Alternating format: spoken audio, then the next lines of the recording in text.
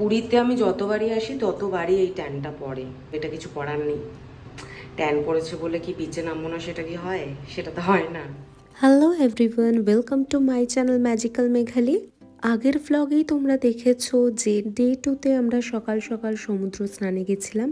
দেন বাড়ি এসে লাঞ্চ করে একটু রেস্ট নিয়ে রেডি হয়ে চলে গিয়েছিলাম সন্ধে নামতেই জগন্নাথ মন্দিরে জগন্নাথ দর্শনে। খুব সুন্দর করে আমরা পৌঁছে দিলাম আর মন ভরে জগন্নাথকে দর্শন করলাম। সেই সময় ওখানে চলছিল চন্দন যাত্রা।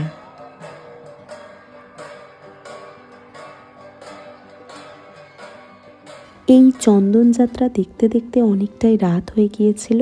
মন্দিরের আশেপাশে দোকানপাট প্রায় বন্ধ হয়ে গিয়েছিল বললেই চলে। তারপর আমরা একটু ছবি তুলে নিলাম। অ্যাট লাস্ট রাতে হালকা ডিনার করে শুয়ে পড়লাম। দেন শুরু হলো ডে 3। সকালে ঘুম থেকে উঠে আগেই এই ব্যালকনিতে একটু ঘোরাঘুরি করলাম। ট্রাস্ট মি, এই জায়গায় আমাকে যদি সারাদিন বসিয়ে রাখা হয় তাতেও আমার কোনো প্রবলেম হবে না। এতটাই সুন্দর ছিল সামনের ভিউটা। পুরীতে তো আমি অনেকবার এসেছি, তো সাইট সিন মোটামুটি আমার কভার করা।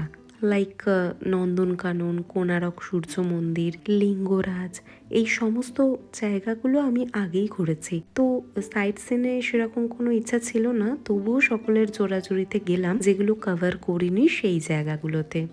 তো যথারীতি রেডি হয়ে ব্রেকফাস্ট করলাম ধোসা দিয়ে, তারপর বেরিয়ে পড়লাম। উড়িষ্যার রাস্তাঘাটের কথা তো বলারই নেই, এত সুন্দর আর স্মুথ রাস্তা। পুরী থেকে আমরা ভুবনেশ্বর গেলাম। দেন ফার্স্টে গিয়েছিলাম অনন্ত বাসুদেব মন্দিরে।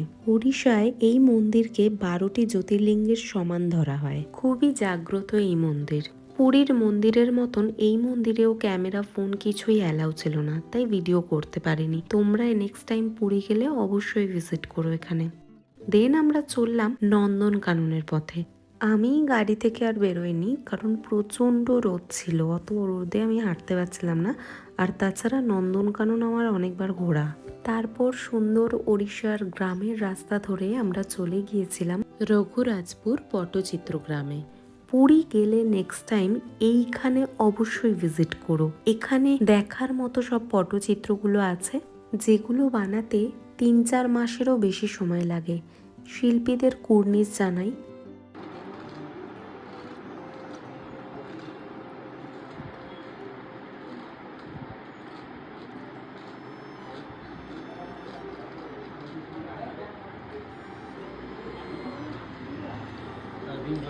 দিন পরে ওয়াশ জল দিয়ে তারা এটা প্রদীপ কালি আছে, ওই জন্য এই কালিটা বটলতে রাখা দিয়ে শুকে না যায়।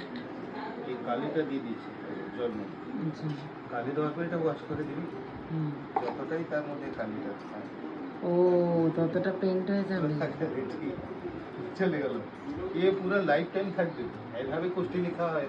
আর তো কম্পিউটার জেনারেশন হয়ে গেছে, সেই সময় তো এমনি আয় কাজ। এটি 10 অবতার আছে: মৎস্য, কুর্ম, ব্রাহ্মণ, নরসিংহ, বামন, পরশুরাম, রাম, বলরাম, 10 অবতার বিষ্ণু ভগবানের। এখান থেকে তোমরা জিনিস কেনাকাটাও করতে পারবে। আমি আমার কালিগদের জন্য কিছু কিনেছিলাম, আর ঘরের জন্য কিছু কিনেছিলাম, আর একটা পটচিত্রও কিনেছিলাম। এই গ্রাম ঘুরতে ঘুরতে অনেকটাই রাত হয়ে গিয়েছিল, তো তারপর আমরা চলে গিয়েছিলাম আলারনাথ টেম্পলে। আলারনাথের স্টোরিটা আমি আগেই রিলসে জানিয়েছি। তো এই টেম্পল দেখে এর পাশেই একটা গৌরীয় মঠ ছিল, সেখানে আমরা গেলাম। তারপর আবার পুরী ফিরে আমি একটু গিয়েছিলাম মার্কেটে আর একটু শপিং করতে। দেন ওখানে পিসিমণি আর দিদির সাথে একটু শপিং করলাম, আবার একটু কিছু খেলাম, খেয়ে দিয়ে চলে এলাম হোটেলে। এই দিন ডিনারে ক্র্যাব খেয়েছিলাম, খুবই টেস্টি ছিল। তারপর রাত্রে আবার একটু ব্যালকনিতে বসেছিলাম। এইভাবেই কাটালাম ডে 4। তোমাদের যদি এই ব্লগটা ভালো লাগে দেন সাবস্ক্রাইব করো। আজকের মতো টাটা।